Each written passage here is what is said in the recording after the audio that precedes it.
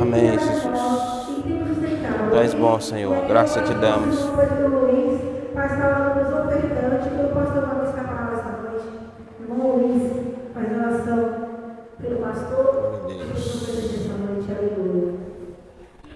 Glória a Deus.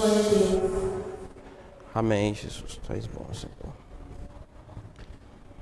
Aleluia. Glória ao Senhor. Deus, amém, Jesus. Senhor, Pai, Jesus querido, Pai amado, te damos graças, Senhor, por esse momento, Pai querido, que nós estamos na tua casa, Pai querido, Jesus amado. Meu Deus, eu peço a ti, Pai amado, Jesus querido. Lucas 21, 19. Meu Deus, amém, Jesus. Amém, Jesus. Graças te damos, Senhor. Obrigado, meu Deus. Amém, Jesus. Glória a Deus. Amém, Jesus. Glória a Deus. Amém, Jesus. Aleluia, Jesus. Amém, Jesus. Amém. Graças a Deus. Amém. Glória a Deus. De pé como estamos, meus irmãos, vamos ler a gloriosa e poderosa palavra de Deus. Vamos abrir a Bíblia Sagrada no livro de Lucas. Glória a Deus. Evangelho de Lucas, capítulo 21, verso 5.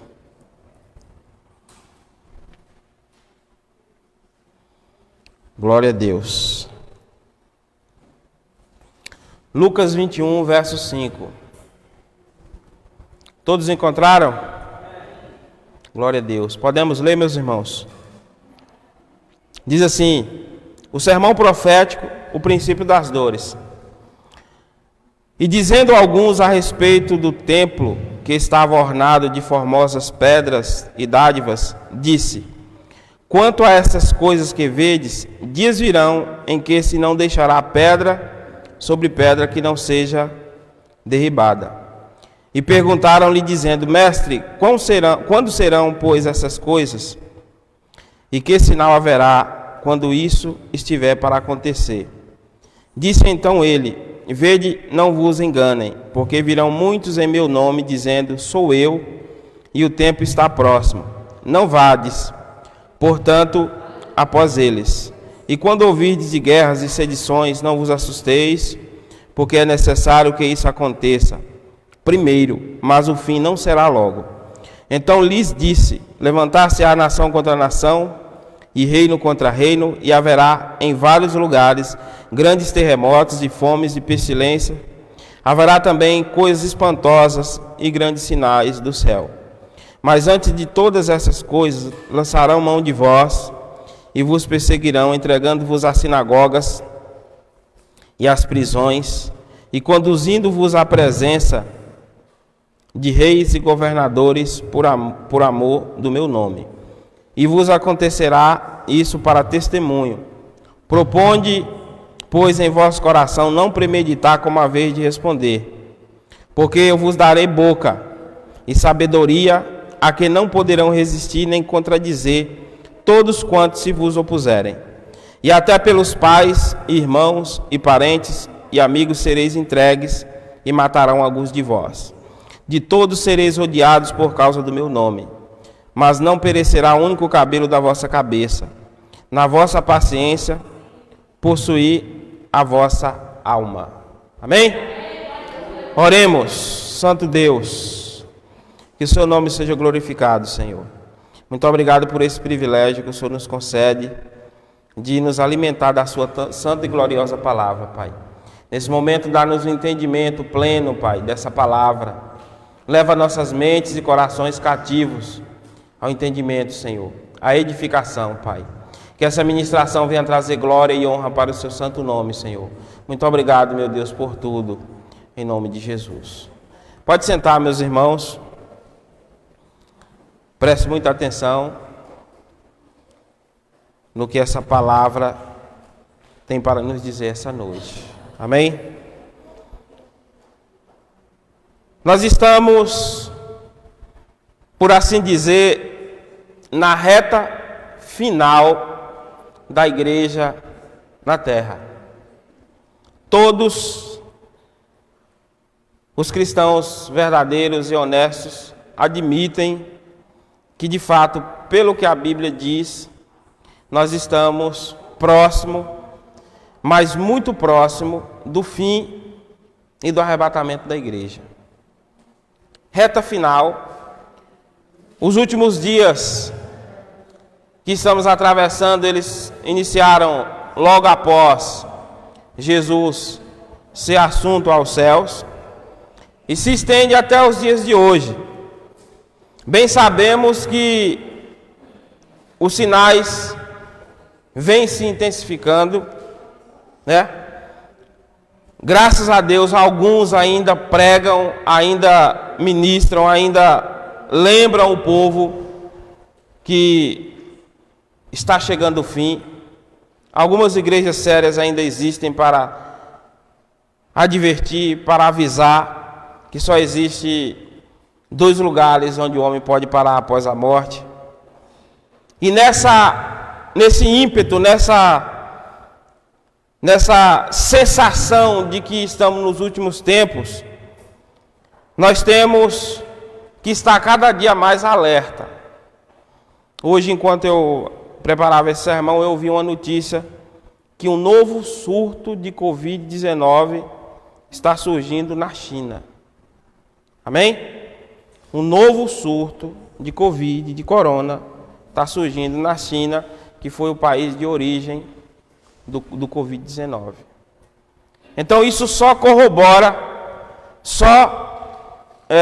demonstra mais veracidade em sermões, em ministrações como essa que nós vamos ver aqui. Eu tenho advertido os irmãos, quem assiste às pregações e no canal e quem assiste presencialmente, a respeito de um evangelho que infelizmente vem sendo pregado e é bíblico, né? E Jesus advertiu sobre isso, os evangelhos, as cartas de Paulo também. E esse evangelho, ele tem tirado o peso, ele tem tirado o verdadeiro teor do que é o evangelho e de como precisa ser pregado nos últimos dias. É como se tivesse tirado a cruz do evangelho, o não pode, é como se tivesse tirado o negue-se a si mesmo, e de repente começasse a ministrar algo que seria bom para os ouvidos das pessoas, né? Não é à toa que nós ouvimos ministrações em que os ministrantes prometem vitória, vitória, vitória, vitória, vitória, louvores também que parece que já estamos no paraíso, escondem, omitem essas verdades do cristão. Mas não podemos concordar com isso, meus irmãos. Temos que advertir, temos que estar atento, temos que estar alerta. E uma das maiores preocupações nossa é como chegaremos no arrebatamento da igreja. Talvez você nunca ouviu uma pregação como essa, porque de repente o que se fala é só sobre coisas boas. Mas eu vou levantar aqui dentro das Escrituras, com contexto, como a igreja chegará no arrebatamento. Como estará o cristianismo. E para isso, é por isso que precisamos estar mais e mais preparados para esse grande dia. Então preste muita atenção. Diante do que a Bíblia diz, ou do que ela diz que não será o céu, o que não terá no céu, nós podemos então tirar conclusões de como estará o planeta, de como estará a terra, de como estará o ambiente político, religioso, antes do arrebatamento da igreja. Como a igreja chegará para ser arrebatada. Você precisa estar atento a isso. No livro de Isaías, capítulo 21, versículo 8, a Bíblia diz que o Senhor enxugará dos olhos toda a lágrima. Em Mateus capítulo 24, nós podemos ver claramente que o Senhor Jesus, ao explicar para os discípulos a respeito do sinal da vinda dele, ele deixou bem claro que todos esses sinais que nós acabamos de ler aqui em Lucas também, seria o princípio das dores. Amém? Princípio, nós sabemos que é o início. Então escute aqui. Lá na frente ele diz que seria como semelhante a uma mulher que começasse a entrar em trabalho de parto. E as irmãs sabem como é que funciona. As contrações começam fracas e compassadas. Com o tempo, as contrações vão ficando mais próximas e mais forte, mais dolorosa. Então, contextualizando princípio de dores e semelhança com a mulher de parto, significa que o início do sofrimento seria algo talvez até tolerável para o cristão. Seria algo que as pessoas iriam iniciar bem, iam suportar bem. Mas quando diz princípio, início, significa que essas dores iriam aumentar, iriam se intensificar, e é sobre isso que nós temos que ficar alerta.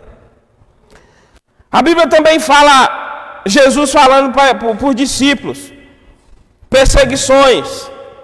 Nesse texto de Lucas que nós acabamos de ler, Jesus disse que eles seriam odiados por todos por causa do nome de Jesus. Seriam entregues até pelos parentes mais próximos. Guerras, rumores de guerra, fome, pestes, terremoto, nação contra nação e reino contra reino. Eu queria te dizer que essas palavras que Jesus usou, elas irão acontecer mais e mais, literalmente como está escrito. A minha preocupação é que nós temos falado, temos anunciado, mas é como se isso fosse algo que estivesse fora da nossa realidade. Mas deixa eu te dizer, guerras, rumores de guerra, fome, peste, terremotos, tudo isso, meus irmãos, é tão real como essa escuridão da noite que está aí. Tudo isso irá acontecer, ou está acontecendo, ou já iniciou no princípio das dores, tão real quanto você está respirando agora. Não é nada fictício, não é nada que Jesus exagerou com as palavras, não. É exatamente do jeito que está aqui. Aconteceu, iniciou, está acontecendo e irá se intensificar mais. No livro de Atos dos Apóstolos, nós podemos ver que a igreja já iniciou tendo esses problemas. Estevão foi apedrejado em Atos capítulo 6 e 7. Tiago foi morto a fio de espada. A igreja enfrentou uma grande perseguição. Nós podemos ver que o apóstolo Paulo foi morto, decapitado mais na frente. Muitos irmãos, os apóstolos, com exceção de João, foram mortos de diversas formas cruéis. Nós sabemos que no ano 70 depois de Cristo, Jerusalém foi invadida e foi uma carnificina. Muitos irmãos morreram, muitos cristãos foram dispersos. Nós vimos que desde o livro de Apocalipse, quando João escreveu a carta às igrejas da Ásia, já existia uma operação maligna, cumprindo ou iniciando o cumprimento dessas palavras. Se você estudar um pouco da história, primeiro, segundo e terceiro século, não foi fácil. O cristianismo foi muito atingido pelas perseguições dos imperadores. Milhares, mas muitos, milhões de milhares de cristãos foram mortos. Ao longo da história, a Inquisição, a Idade das Trevas, onde muitos foram mortos, Bíblias queimadas, pessoas sendo queimadas, pessoas sendo mortas. Louvado seja Deus. Ao longo da história não foi fácil. Sempre houve esse tipo de situação acontecendo entre os crentes, entre os servos do Senhor Jesus. Hitler matou mais de 6 milhões de judeus. Entre outras perseguições, O Estado de Israel só foi reconhecido em 1948. Hoje ainda recebem ameaças e perseguições, guerras ali na faixa de Gaza ainda atacando o povo de Israel. Então, será que essa geração, nós estaríamos ausentes disso? Seríamos poupados disso? Não sofreríamos o que a Bíblia diz que iria sofrer? É por isso que há um alerta sobre a reta final que estamos atravessando e sobre a situação que nós chegaremos para ser arrebatado pelo Senhor Jesus. Livro de 1 Timóteo, 2 Timóteo. O apóstolo Paulo advertiu sobre a situação, a maldade do homem, sobre o engano. Ele disse que as pessoas iriam ter comichão nos ouvidos, não queriam ouvir a verdade, iriam dar ouvidos à doutrina de demônios, voltar às fábulas. Paulo também advertiu que o homem seria mau, de tal forma que estaria totalmente descaracterizado do cristianismo. Se os irmãos estudar 1 e 2 Tessalonicenses, os irmãos também vão ver o apóstolo Paulo advertindo sobre a apostasia, o surgimento do anticristo, tudo que iria acontecer para ser o início, para quando Jesus então voltar e buscar a sua igreja. Se os irmãos verem as igrejas mártires, enfim, há um anúncio nas escrituras, mandando para que os irmãos, para que nós viéssemos perseverar até o fim. Se os irmãos lerem o livro de Apocalipse, vocês vão ver que lá João vai ter visão dos mártires que vieram da grande tribulação, onde o Senhor Jesus manda que eles, vamos dizer, aguentem mais um tempo até que Ele próprio fizesse juízo à Babilônia, ao sistema do anticristo, ao sistema da besta e do falso profeta. Então nós entendemos, meus irmãos, que quando Jesus disse nas 7 cartas, ao que vencer e dar aquelas promessas, nós entendemos que há sim algo acontecendo nesses últimos dias. Eu vejo aqui também onde o nosso irmão Micael leu, a armadura de Deus. Paulo não ia sugerir ou ordenar que um crente vestisse e se revestisse da armadura de Deus se ele não estivesse correndo perigo no mundo espiritual, se ele não estivesse correndo perigo também no mundo material. Enfim, dores de parto, aflições, terremotos, fomes, pestes, guerras, ódio das nações, apostasia, falsos profetas, engano, heresias, falsos milagres. Tudo isso, meus irmãos, está acontecendo exatamente nessa geração da qual nós estamos vivendo. Que conclusão nós tiramos disso? Será que chegaremos, como diz muitos cantores e pregadores, felizes? Será que somos isso mesmo que muitos têm anunciado por aí? A igreja tem sofrido, irmãos, porque tem dado ouvidos a essas palavras que só massageiam o ego das pessoas. Temos que ouvir o evangelho pleno, genuíno, do jeito que ele está nas escrituras. Eu não posso pegar um sermão aqui, torcer ele e falar só coisas boas para vocês. Vocês vão voltar para casa talvez até feliz. Eu posso até receber um tapinha nas costas. Nossa, pastor, que pregação boa. Essa daí foi para mim. É uma benção, pastor. Mas será que você vai voltar daqui pensativo, refletindo sobre a situação da sua vida? Será que você vai sair daqui dizendo eu preciso buscar mais a Deus porque dias piores virão? Será que você vai sair daqui dizendo eu tenho que orar por minha mãe, meu pai, meus irmãos que ainda não são convertidos? Será que você vai sair daqui dizendo eu tenho que orar mais, eu tenho que estudar mais a palavra, o Senhor Jesus pode voltar? Será que você iria sair daqui mais sedento por Deus e pelo reino dele?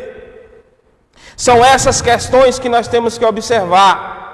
Porque eu te digo a verdade, meus irmãos, quando a palavra de Deus diz em Apocalipse 21:4, Eu vou fazer questão de ler para os amados. Apocalipse capítulo 21, 4. Se você quiser pode marcar na sua Bíblia para ler depois, ou leia comigo, mas uma realidade nós iremos ler. A Bíblia diz aqui, no verso 4: e Deus limpará dos seus olhos toda lágrima. Escute, e não haverá mais morte, nem pranto, nem clamor, nem dor, porque já as primeiras coisas são passadas. O que Jesus quis dizer com isso? João estava tendo uma visão do novo céu e da nova terra, né? E naquele momento que a cidade santa é descrita, João diz aqui no verso 2, que ela descia do céu adereçada como uma esposa ataviada para o seu marido. No verso 3 ele diz: e ouvi uma grande voz do céu que dizia: eis o tabernáculo de Deus com os homens, pois com eles habitará, e eles serão o seu povo, e o mesmo Deus estará com eles, e será o seu povo.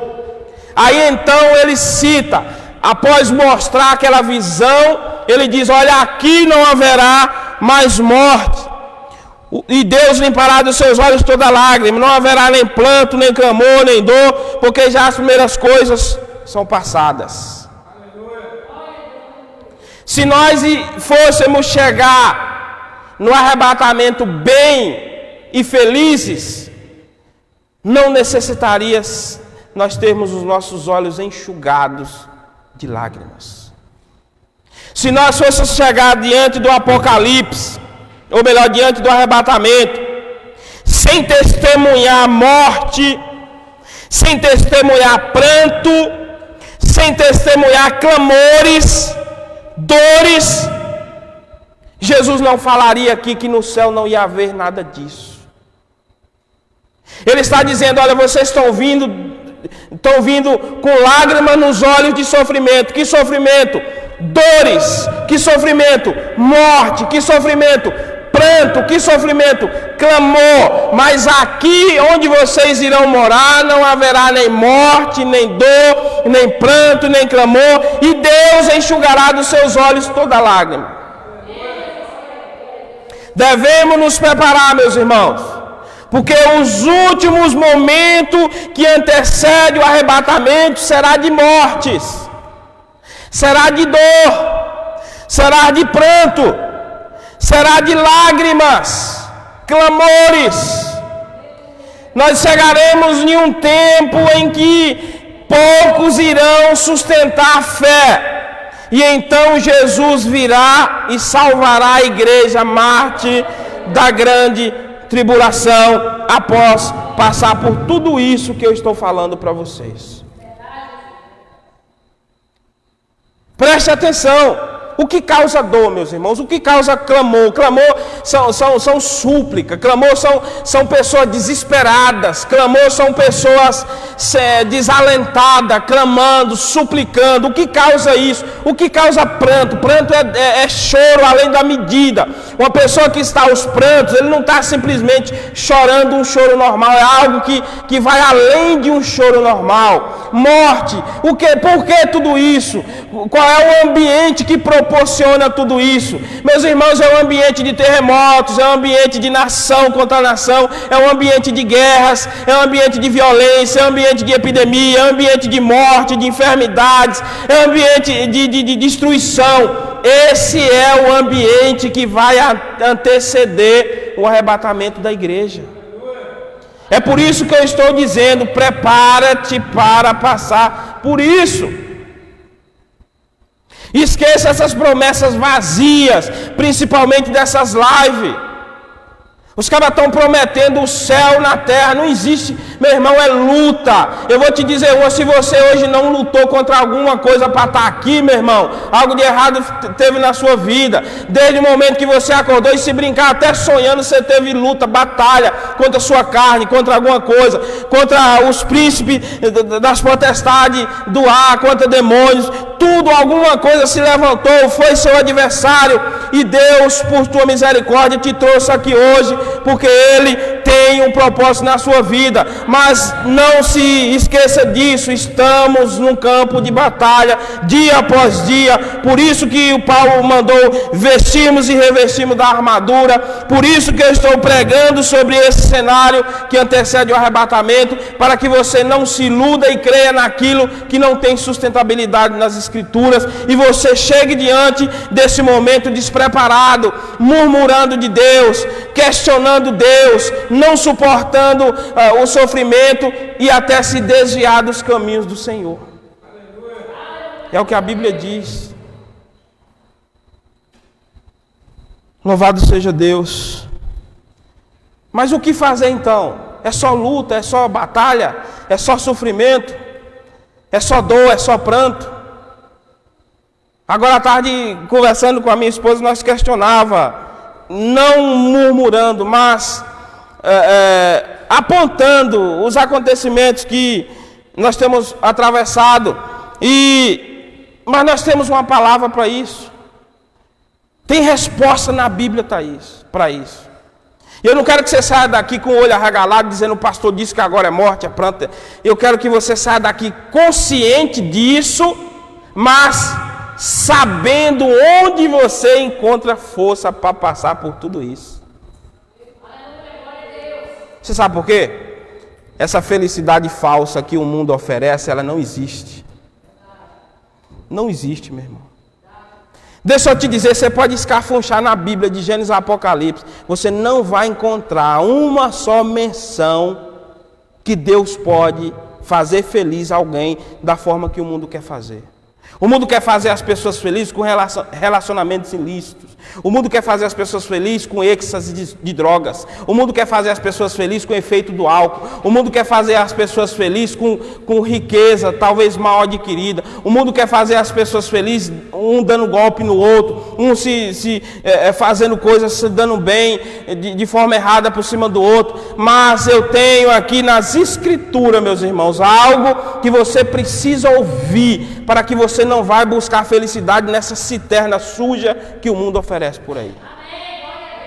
Onde então? Jesus disse que Ele dá a paz que o mundo não pode dar. Amém? Lá no livro de Lucas ele diz que qual é o pai que o filho lhe pedindo pão, ele lhe dá uma pedra, lhe pedindo peixe, lhe pedindo pão, ele lhe dá uma serpente, lhe pedindo peixe, ele lhe dá uma pedra. E ele diz, se vós que sois maus sabeis dar boas coisas ao vosso filho, quanto mais vosso Pai Celestial dará a vocês o que lhe pedirem. Então, se você tem passado por esses perrengues, por essas situações, por esse momento de infelicidade, de pranto, de dor, e de tudo que virá por aí, meu irmão, a única maneira, o único local, a única forma de você alcançar paz é o que diz o Salmo 91, verso 1, aquele que habita no esconderijo do Altíssimo e na sombra do Onipotente descansará. É nele, meus queridos, é nele que está a nossa paz, é nele que está o nosso refúgio, é no Senhor Jesus que está a nossa fortaleza, é nele que precisamos estar cada dia mais ligados em comunhão para passarmos por tudo isso e estar de pé diante dele quando ele vier buscar a igreja. É nele. Segundo, se você ler Mateus capítulo 5, você vai ver lá Jesus dizendo, bem-aventurados. A palavra bem-aventurado significa mais do que feliz. Eu vou ler aqui para que os irmãos estejam cientes. Bem-aventurados pobres de espírito, porque deles é o reino dos céus. Bem-aventurados que choram, porque eles serão consolados. Bem-aventurados os mansos, porque eles herdarão a terra. Bem-aventurados os que têm fome e sede de justiça, porque eles serão fartos. Bem-aventurados os misericordiosos, porque alcançarão misericórdia. Bem-aventurados os limpos de coração, porque eles verão a Deus. Bem-aventurados os pacificadores, porque eles serão chamados filhos de Deus. Bem-aventurados que sofrem perseguições por causa da justiça, porque deles é o reino dos céus. Bem-aventurados sois vós, quando vos injuriarem, perseguirem, mentindo, disserem todo mal contra vós, por minha causa. Meus queridos, aqui está o segredo que talvez muitos de nós não conseguem. Meu irmão, mesmo nós passando por isso, há uma bem-aventurança. Você pode ser mais do que feliz se tão somente você estiver na presença do Todo-Poderoso todos os dias da sua vida. É lógico que o homem natural não vai compreender isso aqui. É lógico que a pessoa sem Deus, ele não vai aguentar o arroxo. O apóstolo Paulo também diz lá no livro de Filipenses, a epístola da alegria. Por diversas vezes, Paulo, mesmo estando preso em Roma, quando estava escrevendo a carta aos Filipenses, ele disse: regozijai-vos no Senhor. Outra vez vos digo, regozijai-vos no Senhor.